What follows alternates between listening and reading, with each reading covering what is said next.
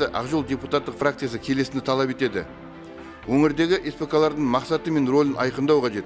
Дәл осы түрде қала берсе, бұл ұйым бизнесті дамытуға кедергі, сондықтан оларды таратуға жататын тиімсіз институт деп тану керек.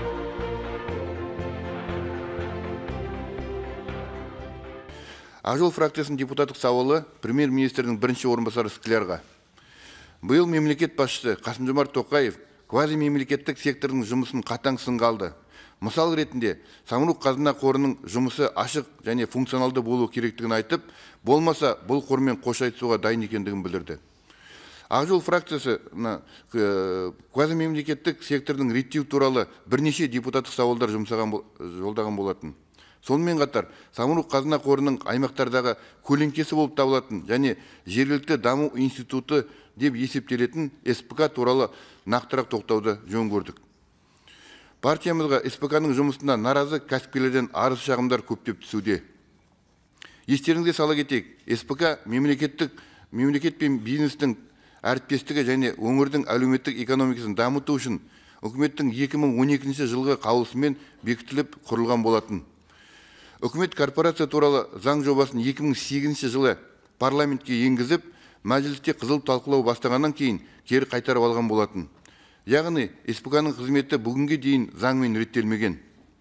Сондықтан бұл корпорация бүгінгі күнде ешқандай ортақ ережесіз құрылым. Әрбір акимат оны өзінше қолдануда. Шын мәнінде бұл мекеме делдалдың рөлін атқарады. Олардың не жоба менеджері, не мемлекет өкілі, не кәсіпкерлер екені түсініксіз. Корпорация кәсіпкерлерді қолдау құралының орнына олардың проблемасына айналуда.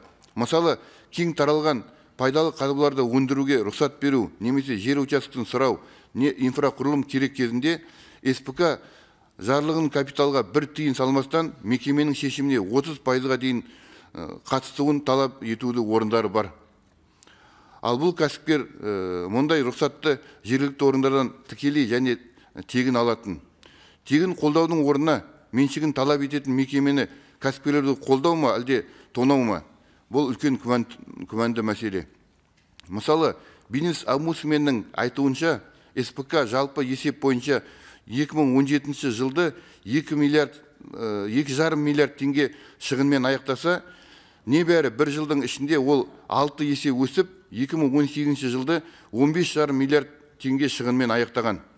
Алайда бұл өзі шығарған есебі. Айта кететін жайт, осы СПК-лардың бюджеттері қоғам үшін беймәлім, және олардың есептері ешқандай мемлекеттік құжатпен реттелмеген. Осыған қоса, мемлекеттік органдар кәсіпорындардың коррупция құралы ретінде пайдалануға мүмкіндік беріп отыр. Сонымен қатар, корпорация тарапынан халық тұтынатын өмірлік маңызы бар тауарлардың бағасын төмендету мәселесінде немқұрайлық, яғни өз мақсаттары мен міндеттерін орындамау және тиісінше жүзеге асырмау байқалады. Нәтижесінде жергілікті бюджет қана емес, кәсіпкерлік субъектілері және халықтың әлеуметтік осал топтары зардап шегуде. СПК-ның қызметінде барлық көрсетілген кемшіліктер тиісті органдар тарапынан нақты бақылау болмауының нәтижесі деп білеміз. Негізінде шағын және орта бизнестің дамуын қолдамасақ, мемлекеттің экономикасының дамуы және жаппай жұмыспен қамтамасыз ету сияқты міндеттер жайлы айту қиын. Жоғарыда айтылғандарды байланысты Ақжол депутаттық фракциясы келесіні талап етеді. Өңірдегі СПК-лардың мақсаты мен рөлін айқындау қажет. Дәл осы түрде қала берсе, бұл ұйым бизнесті дамытуға кедергі, сондықтан оларды таратуға жататын тиімсіз институт деп тану керек.